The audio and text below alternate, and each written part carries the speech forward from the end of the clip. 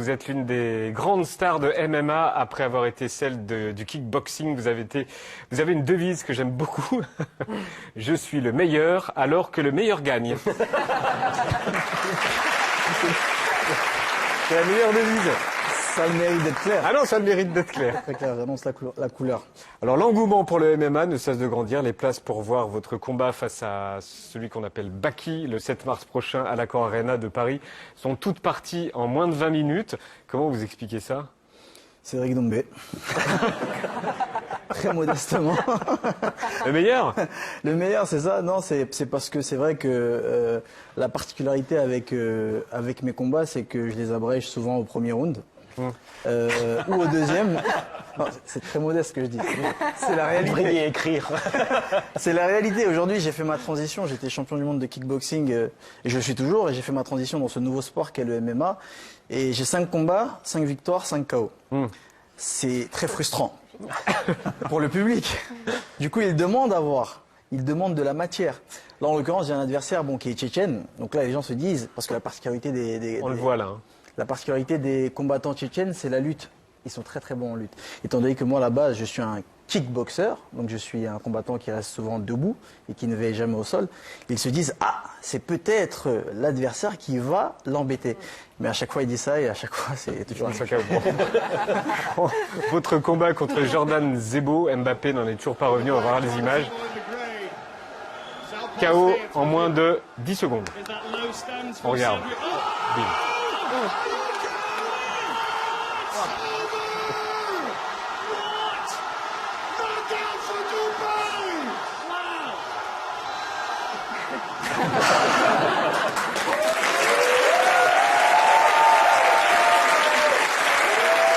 Qu'est-ce qui se passe pendant ces 10 secondes? Dans votre tête, qu'est-ce qui se passe dans votre tête pendant 10 secondes? Voilà, ce qui se passe, c'est que je suis un peu dans une sorte de transe. C'est-à-dire que, faut savoir qu'avant mes combats, je parle beaucoup. J'annonce la couleur, je fanfaronne, ce qui est pour moi une sorte d'exutoire. C'est-à-dire que c'est par cette voie-là que je décompresse, j'élimine la pression. Et le truc, c'est que quand on parle beaucoup, derrière, il faut assumer. Ah bah oui. Parce que tout le monde peut parler beaucoup. Oui. Mais il n'y a pas beaucoup de personnes qui peuvent assumer. Donc là, pendant ces 10 secondes, je me dis, Cédric, je me parle à moi-même en fait. Je me dis, Cédric, c'est maintenant. Parce que dans si un t'as combat, fanfaronné avant, faut assurer. il faut assumer après. Donc pendant ces 10 secondes, je me dis, Cédric, il faut assumer. Je me parle à moi-même, c'est maintenant, c'est maintenant, c'est maintenant. De manière à être vraiment focus, à avoir les yeux grands ouverts, à avoir tous les sens en éveil. Et comme on peut voir là, quand il me met un coup de pied, je l'attrape et je le mets KO.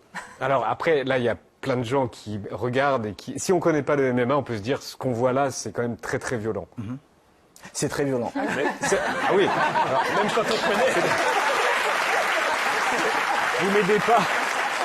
Vous m'aidez pas. Non, ce que je veux dire, c'est que ce sont des images qui peuvent déranger. Ce sont des images assez choquantes parce que bon, c'est vrai qu'il y a l'esprit. Des patates dans la gueule, hein. C'est vraiment ce qu'on appelle des patates dans la gueule. En plus, il y a l'ambiance, l'esprit gladiateur dans l'arène, le fait de frapper même l'adversaire qui est au sol. C'est vrai que ça peut paraître choquant, mais c'est un sport qui est vraiment très cadré. Il y a des règles, on peut pas faire n'importe quoi. Les gens comme ça ont l'impression que c'était la question que j'allais vous poser, ouais. Alors que non, tous les coups sont pas permis. Bien évidemment, les coups dans les parties sont interdits, les coups derrière la tête sont interdits. Ouais. Et à part ça, c'est un mix en fait de tous les sports de combat. C'est-à-dire qu'on peut prendre quelqu'un qui a fait du judo avant et qui est très bon au judo contre un kickboxer comme moi, ou alors un boxeur traditionnel, ou alors je sais pas moi, quelqu'un qui vient de la capoeira par exemple. Et là, on les met dans la cage et c'est parti. Mais par exemple, Zebo, là, quand vous le laissez, il est dans quel état? Bah, en fait, c'est que j'avais promis qu'il dormirait en combat. J'avais promis un KO. J'étais arrivé juste avant le combat avec un matelas avec écrit Bonne nuit Jordan. Oui, on l'a vu ça. On l'a vu ça. En fait, le matelas, bonne nuit. Pour qu'il passe une très bonne nuit. Donc j'étais obligé de le faire dormir. Voilà, c'est ça.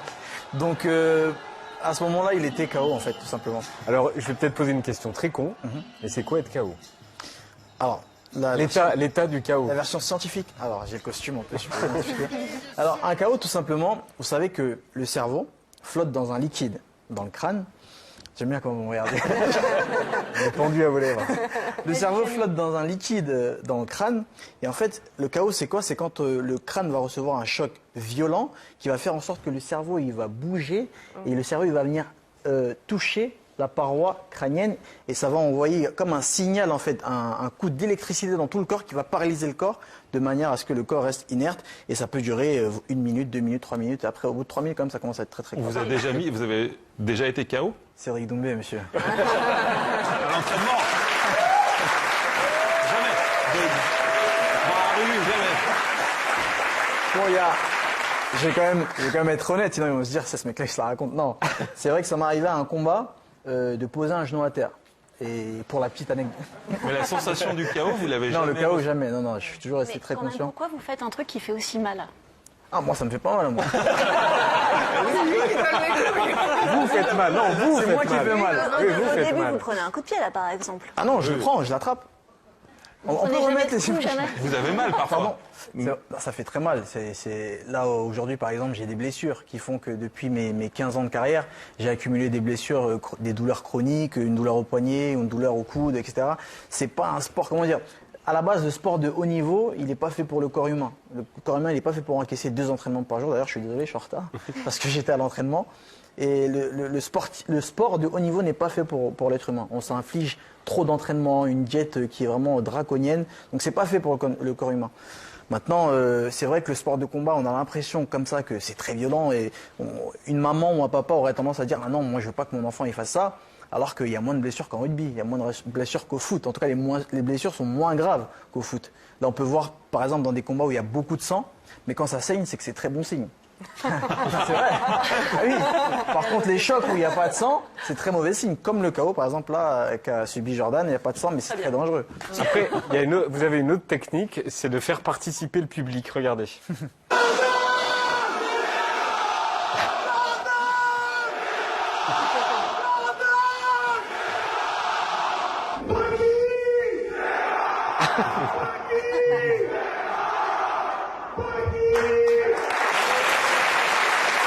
Comment vous les briefez? Alors là, c'est un truc de fou qui s'est passé parce que c'était une prédiction. Parce qu'à chaque fois avant mes combats, je prédis ce qui va se passer. Et là, c'est vrai. Et là, je sortais de l'entraînement, je me pose dans ma voiture, je fais une petite story sur Instagram. Et là, je dis, vous savez ce qui va se passer? Je vais entrer dans la cage, je vais crier Jordan, vous allez répondre t'es mort. Je vais crier Jordan, vous allez répondre t'es mort. Et là, je vais aller au milieu, l'arbitre va dire fight, et là, je vais le faire dormir. C'est ce qui s'est passé. C'est ce qui s'est passé. C'est exactement ce qui s'est passé. Donc j'ai briefé le public avant et maintenant c'est devenu ma marque de fabrique. Et derrière ça rentre dans la tête de l'adversaire, il est totalement tétanisé derrière. Alors, on sent quand même, il y a quand même beaucoup de comédie Ouais, beaucoup. dans le comédien. Quelle est la part de jeu? Elle est énorme. Elle est, en ce qui me concerne, oui. Parce qu'il faut savoir qu'à la base, avant même de pratiquer un sport de combat, Vous avez fait du stand-up. je faisais du théâtre et du cinéma aussi. Donc des courts-métrages, c'est ma passion, toujours. Et c'était vraiment ce que je voulais faire avant tout. Avant tout, même, je me rappelle, à l'école, souvent, on a des petites fiches pour choisir son orientation. Et j'ai des amis qui étaient architectes, comptables. Moi, je m'étais comédien, à chaque fois comédien. Et la prof, elle me disait, mais c'est pas un vrai métier. C'est vrai que je dis, ouais, mais il n'y a que ça que je veux faire. Donc à la base, je suis un comédien dans l'âme. Et pourquoi je me retrouve dans ce sport? C'est parce que, il y a un public, j'aime divertir quand j'offre le coussin, quand je viens avec le matelas. Je sais que ça va susciter des réactions. Et moi, c'est ça qui me fait kiffer, en fait, mon moment. Pour moi, c'est un spectacle avant tout. Et la cerise sur le gâteau, c'est le KO. Après, vous avez des limites. Vous crachez, mais vous ne touchez pas la famille. Non, j'ai quand même des limites parce que les gens appellent ça le trash talk parce que c'est vrai que ça vient des États-Unis où on voit des combattants qui vont s'insulter, qui vont en venir aux mains, littéralement. Moi, je me suis fixé ça comme limite parce que c'est vrai que la majorité de mon public, c'est vrai que j'avais un public assez éclectique quand même, mais la majorité quand même sont des jeunes, des plus vieux. Et c'est pas vraiment pour ça, mais c'est de par mon éducation et par ma personne, je me suis fixé ces limites de jamais parler de la religion de quelqu'un, des parents de quelqu'un, de jamais être vulgaire dans mes prises de parole et de rester politiquement correct. Et c'est pour ça que j'appelle pas ça du trash talk ce que je fais, mais du real talk. Après le combat, vous avez demandé à ce qu'on harcèle pas Jordan sur les réseaux sociaux. Exactement. Par exemple, on peut voir qu'avant, c'est mignon ce que je fais. Je viens avec un matelas. Je veux dire, c'est pas du trash talk. Dans trash, il y a vraiment poubelle, ordure. C'est archi drôle ce que je fais. Je viens avec un matelas, bonne nuit Jordan, et il dort. C'est sympa de l'avoir amené. Je veux dire, c'est un truc de fou.